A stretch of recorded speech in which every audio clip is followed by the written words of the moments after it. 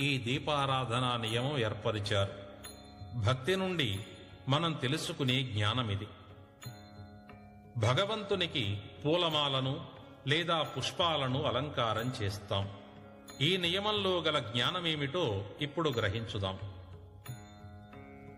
నిన్నటి రోజున పూజా సమయంలో దేవునికి అలంకరించిన పూలన్నింటినీ మనం ఏరి తీసి చెత్తకుప్పలో పారవేస్తాం. మళ్ళీ ఈనాడు క్రొత్తగా నవనవలాడుతున్న తాజా పుష్పాలను దేవుడికి అలంకరిస్తాం. మరలా రేపు ఈరోజు పెట్టిన పువ్వులు వాడిపోయి ఉంటాయి కనుక వాటిని తొలగించి పారవేసి కొత్త పుష్పాలు వినియోగిస్తూ ఉంటాం. ఇందులో గల అంతరార్థం ఒకటుంది.